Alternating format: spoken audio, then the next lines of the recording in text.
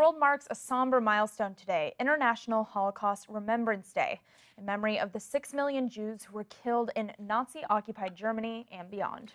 And as that generation who remembers firsthand the atrocities dwindles over time, there is a renewed push for education and sensitivity, especially as we see a rise of anti-Semitism attacks and Holocaust denial. So we want to welcome Gideon Taylor. He is president of the Claims Conference. It's a nonprofit advocacy group for survivors of the Holocaust and their descendants. Gideon, welcome to Quicktake. I grew up in New York in the 1980s, and learning about the Holocaust was a big part of history class and also a very normal part of history class. And it was very much in the culture through newspaper articles, TV reports, and movies. But that's not necessarily the case anymore, is it? Can you tell us, first off, how much do young Americans really know about the Holocaust?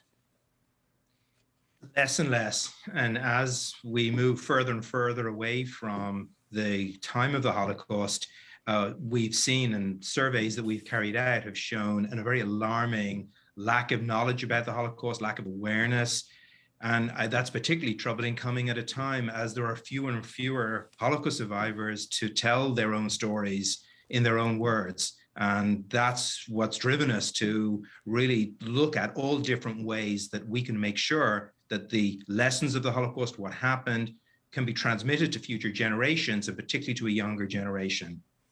Right, I know a recent survey found that half of Americans could not name a single concentration camp. Gideon, based on that and what you just described, what do you think is the single biggest contributing factor to this lack of knowledge and education about the Holocaust?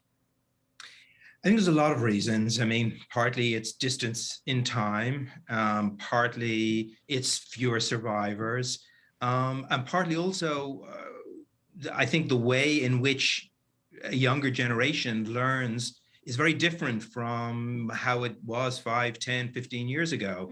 And that, I think, is what sort of driven us to say, we need to look for new ways to reach a generation that's lacking in knowledge and awareness.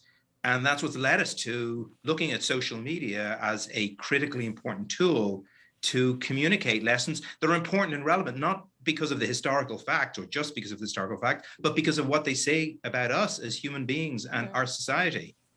Right. So tell us about this social media campaign that you've launched that applauds people who stand up against hate. What are some of the stories that you tell, and what kind of broader impact do you hope it will have? So the campaign is hashtag don't be a bystander.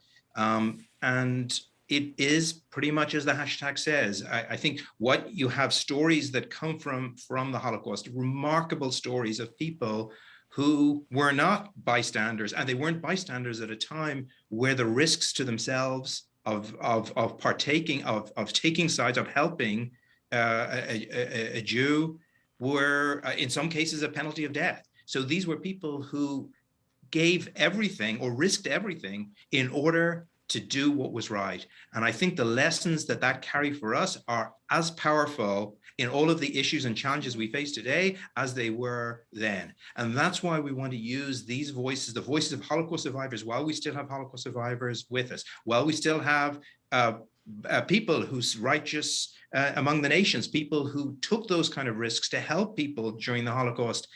What can be more important than to take those messages this Holocaust Day and to transmit it to a younger generation through a social media campaign, through the medium that's so important for communication with a wider population, with a younger population. Right, it's incredibly powerful, but on social media and in the real world, we're more divided than ever, right? How do you encourage people to risk themselves for others in an era where we can't even get people to take a life-saving vaccine? Look, I think a lot of what it is that people will do is because of what they see done by figures that inspire, by stories that move them. Those are the things I think that shape a lot of our conduct, not being told what to do or being instructed in a classroom to do A, B, or C. I think what leads people to action is to seek concrete examples. And some of those examples are at home or friends or peers. And sometimes they're events or people who were at seminal moments of history. And I think that's why the stories of Holocaust survivors and the stories of rescuers are so powerful because that's what can influence a person, can make a person say, wow, Right. that is what a person did. That's something that I can think about. What does that mean for me? It's inspirational and in some ways aspirational as well, Gideon.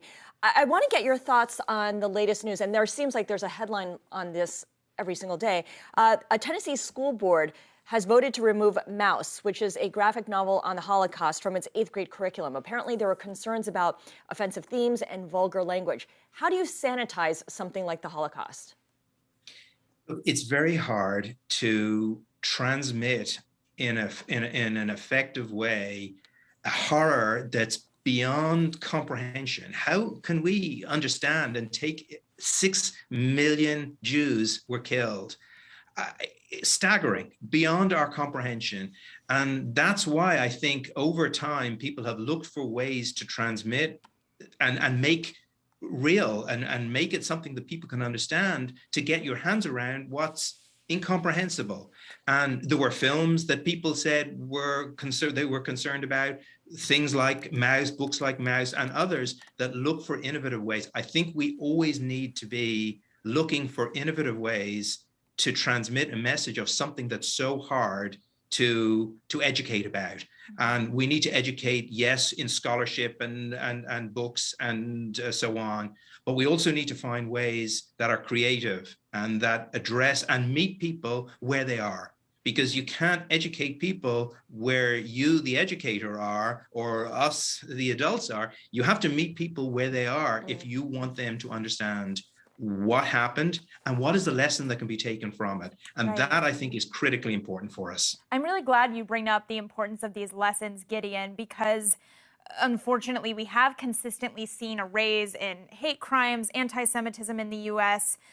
I'm curious, do you think that education in our shared history can lessen the frequency and severity of these events, and how so?